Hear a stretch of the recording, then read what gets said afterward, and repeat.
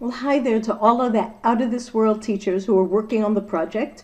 We're coming towards the end of our winter break, and we said that after the winter break, the teams are going to start working between the two schools. So the question is, how do you match up the kids? And a few of the teachers have asked me, so I figured I'd give a few ideas.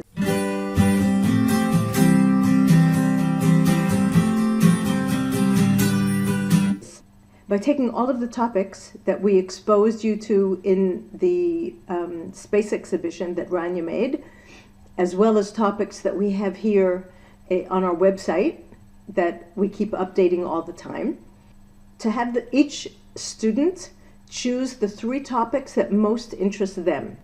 Within your class, pair students up together, and then your team teacher does the same thing with their class. And once all of the students have chosen the 3 topics that most interest them, sit down, Zoom with each other. If you live close enough to each other, you can meet up at a coffee house, and match up the groups. Also according to how you know your own students, to see which students you think would best work together. So that's the idea that I had. And now I'm going to put Cindy on the line, who came to me with another idea, starting in the opposite direction. So you've got my idea and Cindy's idea. If you have any other ideas, you're welcome to share them. And I'm sure that each of the teams will find the way to work it out that best suits your schools. So let's go listen to Cindy now. So hi, Cindy. Thank you for joining me today, taking some time out of your busy schedule to talk to us about how you and Ala are planning on pairing up your groups. Great, my pleasure. Thanks for having me on board. How are you going to get your kids together with Ala's kids working on a subject that you think will interest them? Oh, I think that because it's 2 separate schools and we don't know each other personally. I mean, Ala and I obviously know each other and we work together well, but we don't know the kids and we don't know how to form the group. When I usually form a group, I let the kids choose their partners and choose their topics and their face-to-face, and I can see them talking about it. Mm-hmm. But because we have the constraint of time and also all of the literature and the book reports and everything else to do, I think it would just, I don't want to say waste time, but it will take up a lot of time if we do it that way. So we decided, Ala and I, to facilitate the process by first having our own kids choose topics that that they're interested in and that they'd like to do. And thanks to the wonderful exhibit that Rania and you set up for us, they have a lot of ideas.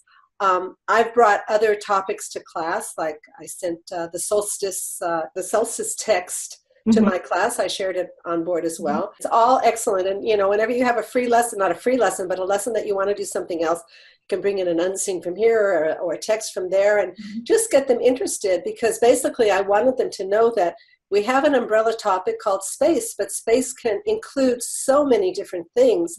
It can include religion, because, the ancient religions built their calendars according to the sun and according to the moon. It can include literature, because we have all of the Greek mythology. We have so many different things, and I didn't want them to feel limited. The people who are afraid of science, I didn't want them to think that this is not for them. And basically, my class is feeling very comfortable with the umbrella topic, so I'm glad about that.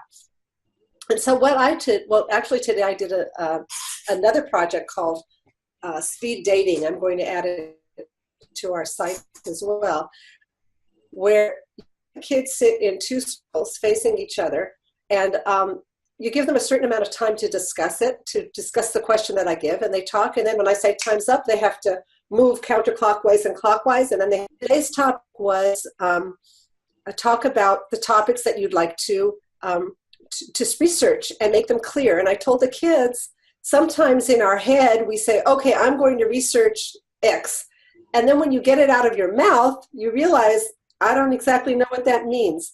And the person across from them was supposed to ask them questions. Well, what do you mean by meteors? What is it about meteors that you want to know? Why are you interested in meteors? And the more they talk about it, the more they realize that maybe their question wasn't clear enough. And so they clear it. I got really good feedback today from the kids afterwards, because I asked them, was it a productive exercise or not? And they all said it was, not all, but most of them said it was productive. So what I'm going to do is I'm going to have my kids come up with topics that they want to research and find a partner that they can research it with. And I'm going to have, and Alla is going to do the same with her class. Mm-hmm. And when they all have these topics, Alla and I will sit either on a cup of coffee at a coffee shop or over Skype or over Zoom Mm-hmm. and discuss it and try to pair up things that are somewhat similar. Mm-hmm. And we're going to add the main question on top. We're going to, how can I say it, put them together, even though they didn't plan. It didn't start with an umbrella topic and a subtopic and individual questions. It's coming from the umbrella topic, the individual questions, and then we're going to help them meet in the middle. We're going to give them that, we're going to tie it all up. We're going to tie up the loose ends. Okay, that sounds like a great plan. Yeah, I hope it works. Like I said, it's a plan. It's not, I haven't tried it yet. It'll be my first time, but I think it'll be easier, and I think it'll make better use of our time if we do it that way. That's what I think. That's what I hope. Fantastic. Thank you so much for sharing that with me. And if anybody else out there has any different ideas, then aside from what I told you before and what Cindy just told us now, please share it with us and we'll add it to this video, or you can add it on the Google Plus or in the comments below. And so thank you so much for taking from your busy day and devoting it to us. And we'll see you online. Okay, my pleasure. And I'm looking forward to hearing other ideas from other people. Thanks a lot. Bye-bye. So thank you for watching this. And I can't wait to see what's going to come out of these projects. Rania and Siona and I are already planning the event that's going to happen on the 1st of May. So you keep working hard and we're going to keep working hard, and we are going to do something that is out of this world for Israel 70. Bye.